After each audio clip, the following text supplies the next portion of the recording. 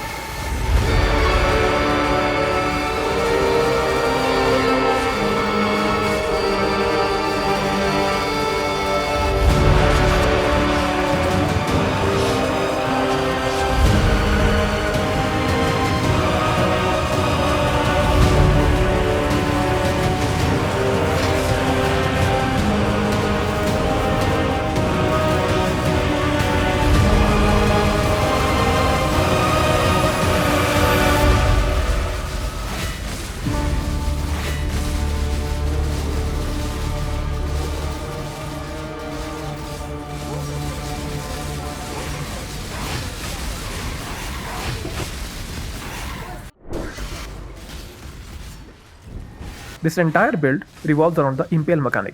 So let's talk about that first. Impale is a debuff that records the 10% of damage dealt when you hit an enemy. When you hit the same enemy again with the impaling hit, the recorded damage is dealt to the target, and once again 10% of new hit is recorded. This process repeats every time you hit the same target, up to a maximum of 5 times. As by default, we can only inflict a maximum of 5 impales. This limit can be increased through Brutal Skewering Node, a Pride Watcher's Eye, Impale Mastery, and through Master of Metal from Champion. There is also a stat called Impale Effect, which directly increases the amount of damage stored by each impale, effectively boosting the damage dealt on subsequent hits. For this build, we are using Double Strike of Impaling, the transfigured version of Double Strike. This skill inherently has a chance to impale, and its quality grants increased impale effect. Although this skill doesn't have its own Wall version, it can still be corrupted to gain Wall Double Strike, which has a chance to inflict bleeding and also gains chance to deal double damage against bleeding enemies through quality. Wall Double Strike is the main star of this build, as it allows us to summon Wall Street Boys. These boys deal less damage individually, but easily make up for it through sheer numbers. By default, we can only summon up to 4 boys, as the skill stores 2 uses and each use summons 2 boys only. As after that, soul gain prevention period kicks in, stopping us from gaining more souls for a short duration. However, the maximum number of boys we can summon is 8. To reach that, we allocate Corruption Embraced from Trial Master, which grants Shepherd of Souls if 4 of our equipped items are corrupted. While Shepherd of Souls is active, our Wall skills require 80% less souls, but each use increases the cost by 100%. So, the first use cost 6 souls, the second 12, the third 18, and the fourth 24, for a total of 60 souls to summon the full squad. Normally, souls are gained by killing enemies or hitting unique enemies, but we can make this process much easier by using Rune Graft or Soul Pick, which generates 1 Wall soul per second, alongside the other Trial Master node called Priest of Yao Mak.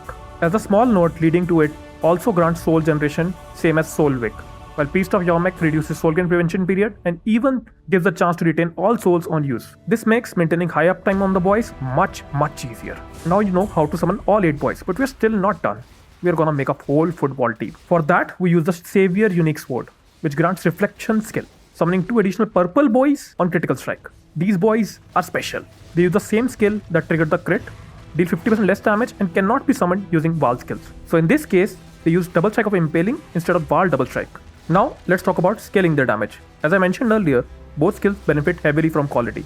Double Strike of Impaling gains Impale effect, while Wall Double Strike gains chance to deal double damage. So to push our main skills quality up to 85%, using Ashes of the Stars for 35%, Foulbound Skin of the Lords for 30%, and 20% from the gem itself. This gives Double Strike of Impaling a massive 170% increased impale effect. If we combine this with chance to impale support, both we and the purple boys gain over 220% increased impale effect. And for Wall Double Strike, this setup gives us 85% chance to deal double damage, which goes up to 97% when combined with double damage from Pride Watcher's Eye. Now, Before one of you smart-ass POV warriors jumps in to say that regular double strike deals more damage, let me say it myself. Yes, it does, as it has much higher base attack damage scaling and can reach nearly 100% chance to deal double damage, making it much better for bossing. But double strike of Impaling shines the best in mapping, as it spreads impale damage to nearby enemies on kill.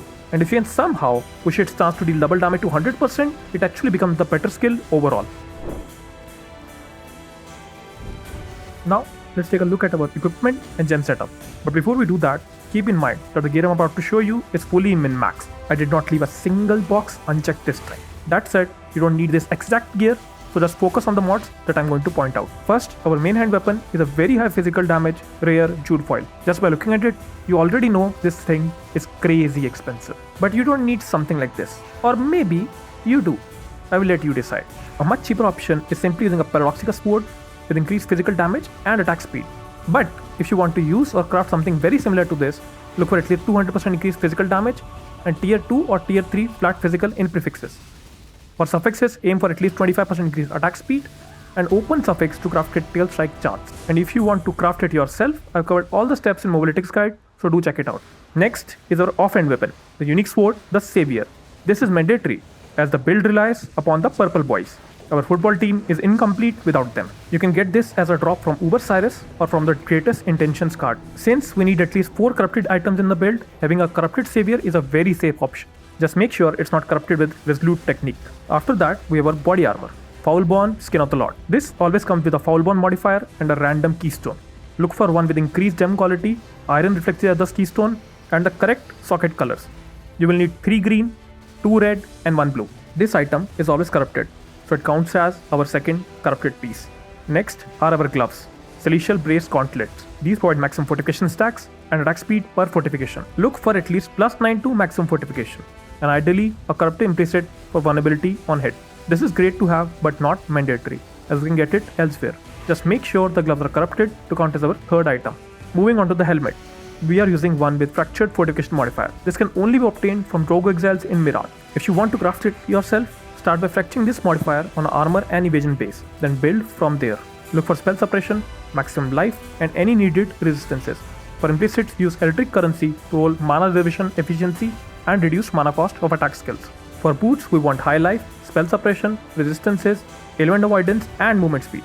These modifiers are quite important, as we need at least 55% element avoidance chance on our boots to help us reach 100%. That said, just having 25% increased movement speed and just 90 life is perfectly fine though. Now for our jewelry. Our rare rings have very similar stats, but their implicits differ a lot.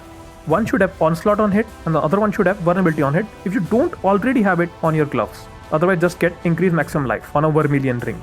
Look for maximum life, any needed resistances or attributes, and critical strike multiplier as your main modifiers. For the amulet, we use Ash of the Stars with ideally 35% quality.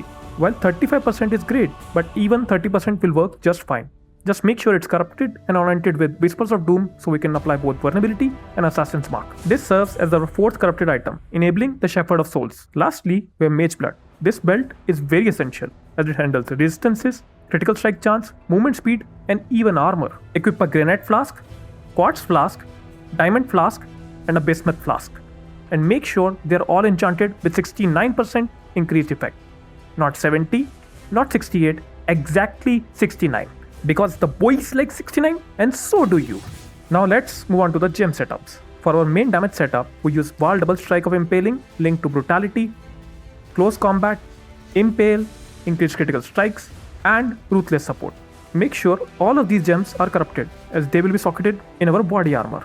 For our aura setup, we run Pride, Herald of Purity, Precision, and Flesh and Stone. For movement, we use Leap Slam linked to faster attacks and Life Tap. We also use Dash linked to Life Tap and Second Wind. For utility setup, we have Ancestral Cry linked to Second Wind and Life Tap, along with War Banner and Assassin's Mark linked to Life Tap.